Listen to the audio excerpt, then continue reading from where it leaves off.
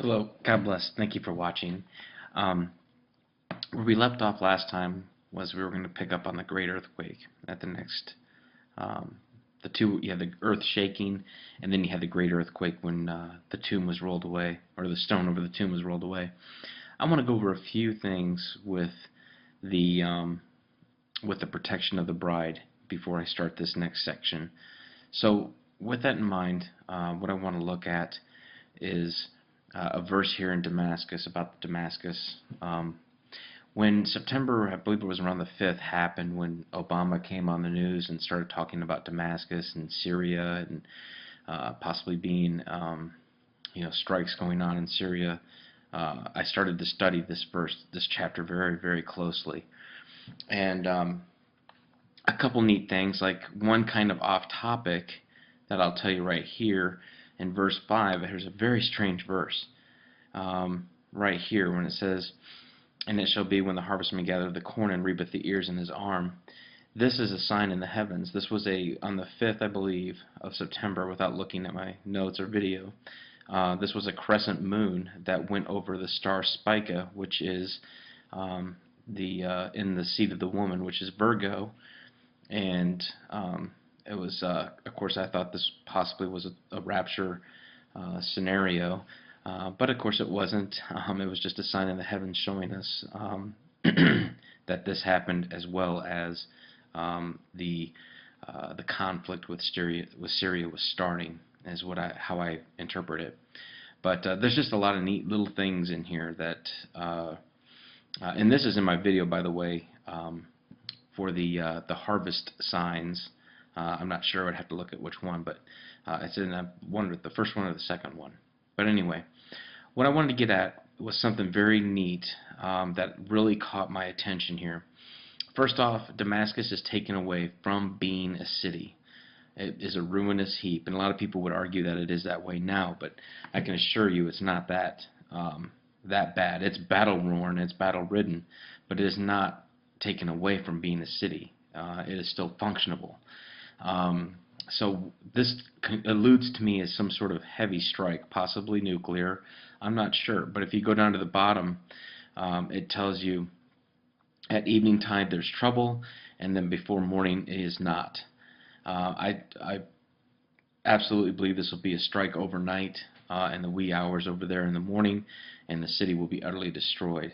Now, there's a very interesting verse here that really catches my attention, and it's right here.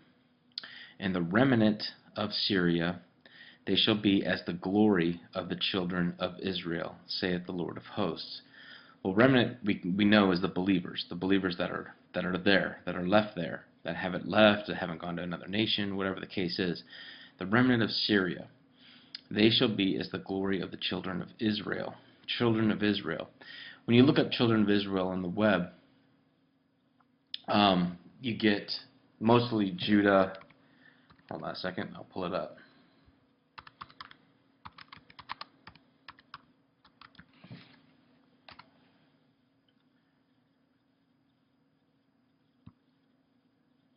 Let me see here.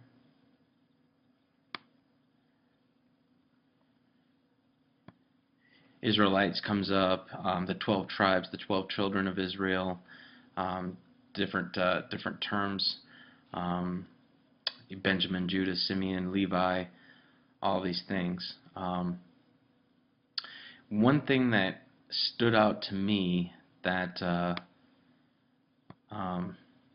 seems to make sense with the protection and everything is, I believe, what the word is speaking here, and this is just my opinion, and I'll always tell you if it's my opinion, that I haven't proved it yet or haven't got a solid case for it. I believe the glory of the children of Israel is Shadrach, Meshach, and Abednego in the fiery furnace. How they were protected from the flames in Daniel, I believe the remnant will also be protected that same manner. I believe this is going to be one of the very, you got to understand, these things are going to happen very, very quickly.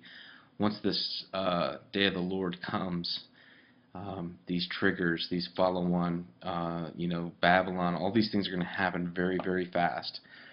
And I believe that this glory of the children of Israel statement is referring to Shadrach, Meshach, and Abednego in the fiery furnace. Now, I don't know when this was written. I don't know when Isaiah wrote this and when Daniel has happened. But we know the Lord is outside of time. We know the Lord is his verses are all intermixed. They all connect. Everything has a purpose, and that's just where my heart is leading me. That the children of Israel is Shadrach, Meshach, and Abednego. When we go to Psalm 91, and most people are familiar with this psalm. I'm not going to read the whole thing. It's about protection. One thing I want to stress is if we take the Bible verses literally and figuratively, it says something very interesting. 1,000 shall fall at your side, and 10,000 at your right hand, but it shall not come nigh on thee. Only with thine eyes shall behold and see the reward of the wicked. So here's just another verse that shows the protection. We will see the reward of the wicked. Nothing will come to you. 1,000, 10,000 people dying right and left of you, to me shows a very, very powerful blast or a very powerful weapon to where nothing is going to harm you but will harm everybody around you. It's the same thing that just happened with Shadrach, Meshach, and Abednego. They were transformed when they were put in that furnace. Here's something else that's interesting. For he shall give his angels charge over you to keep you in all thy ways. What did we see in the tomb? We saw angels, right, guarding Jesus during his transformation process. We saw in Shadrach, Meshach, and Abednego, when they're in the fiery furnace, King Nebuchadnezzar says there's a fourth person in there. It looks like the Son of God.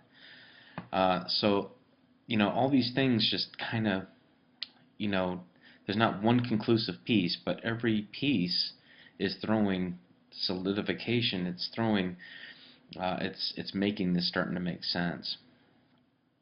Now, I'm not going to get into the commissioning of the bride just yet when she comes out of her chamber, okay?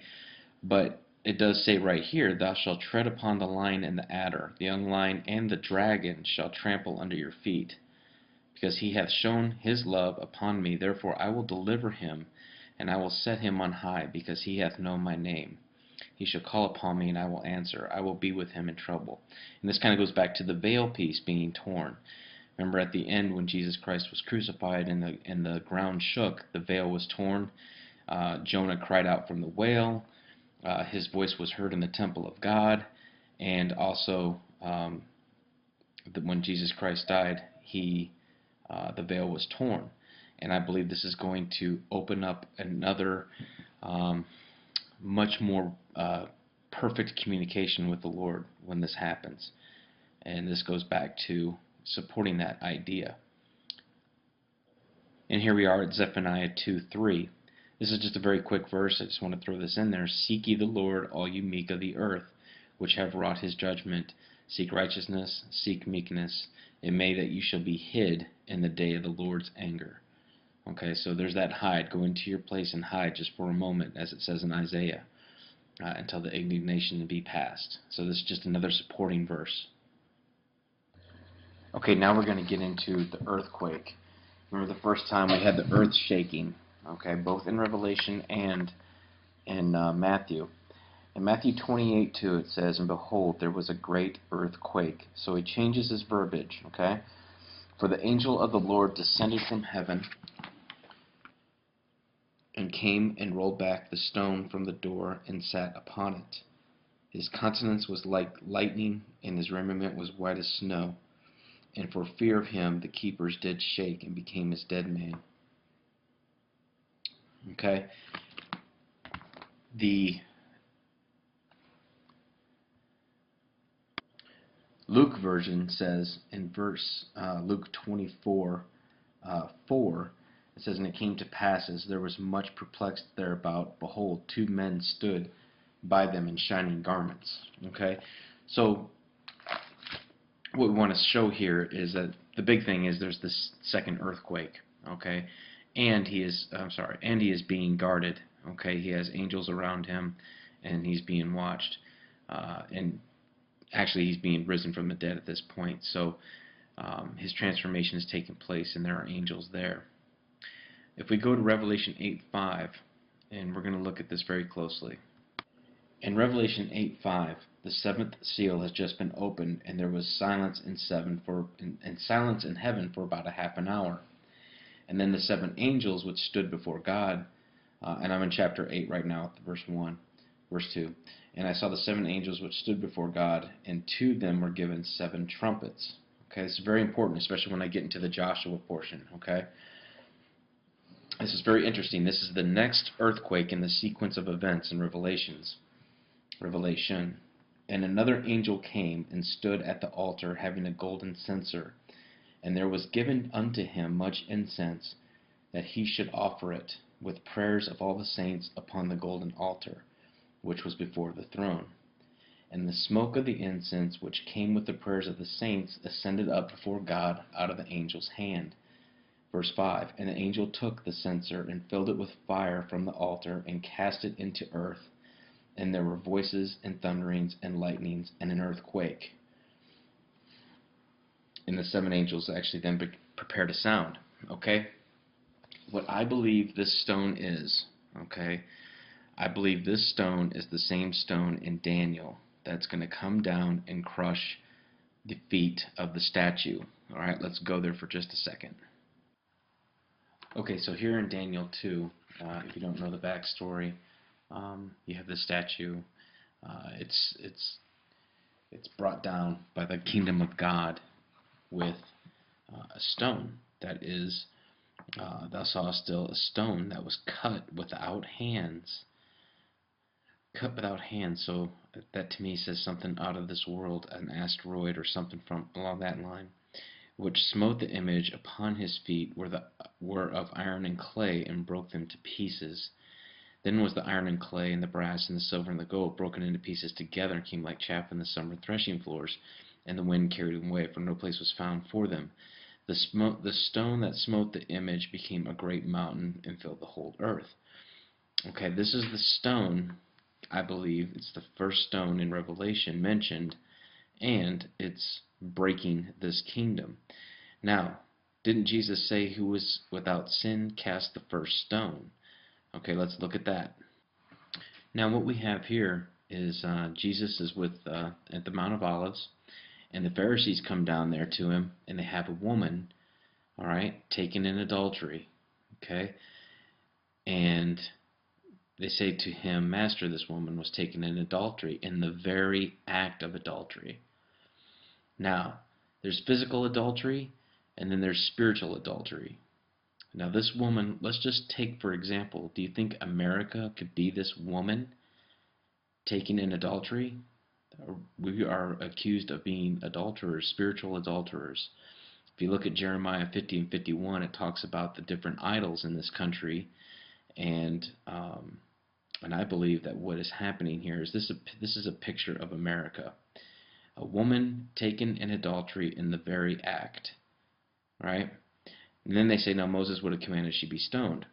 And they were tempting him, trying to get him to accuse her. And he wrote with his finger in the ground. I've always wondered what this means. This has got to mean something, but I cannot figure it out. If you have an idea, let me know. As though he heard them not. And then he says amongst them, which one? He says, he that is without sin among you, let him cast the first stone. And none of them could do it. And then he stooped down again and wrote on the ground. But the point is, he's the only one without sin. He can cast the first stone. That first stone is the one in Revelation. All right, so let's go back. I want to take another look at it. Now, there's a part of me that wants to say that this is Jesus. And I'm not sure, okay? But here's where I struggle with it. And another angel came and stood at the altar, having a golden censer. And there was given unto him much incense. Given unto him much incense. Prayers are the incense. why would an angel be given the prayers? That he should offer it with the prayers of all the saints upon the golden altar which was before the throne. And the smoke of the incense which came with the prayers of the saints ascended up before God out of the angel's hand. And the angel took the censer, filled it with fire from the altar, and cast it to the earth. Now, I'm not going to go so far as to say this is, but I struggle with this. So, anyway, I think it's possible, um, you know, but I'm not going to say this is Jesus, but I think it could be. I don't know. All right, I'm going to finish up with the body transformed right here. You can look up these verses and check this out. Most of us kind of know what he was like when he came out. The neatest area to study is the Emmaus Road. He's walking along, and they didn't recognize him, and it says in the Bible, it says in Luke, I'm looking at the Emmaus Road, Luke 24:13, and behold, two of them went into the village of Emmaus, which was for Jerusalem about 80 furlongs. And they had walked together, and these things which had happened. And it came to pass that while they communed together and reasoned, Jesus drew himself near and went with them. And their eyes were holden that they didn't know him. And he said to them, what manner of communications are these that you have one to another as you walk and are so sad? So in other words, and I kind of think Jesus has a sense of humor here. He's almost like, well, what's going on? Why are you guys so sad? Why are you walking so down? And then one of them says, whose name was Cleopas, art thou the stranger in Jerusalem? Hast not heard, known the things which come to pass in these days? And then Jesus said to him, like, what things? Like, what are you talking about? And they said to him, concerning Jesus of Nazareth, which the prophet mighty in deed and word before God and all the people, and how the chief priests and rulers delivered him and condemned him to death, and have crucified him. But we trusted that it had been which he should be redeemed of Israel, and beside all to this day, today, the third day, since these things were done. And it goes on, and they saw visions of angels, and it goes on. Christ eats with them. He could have their eyes recognize him or not, depending on what he wanted to do. But I'm just going to let you go through this, but pretty neat what his transformed body could do.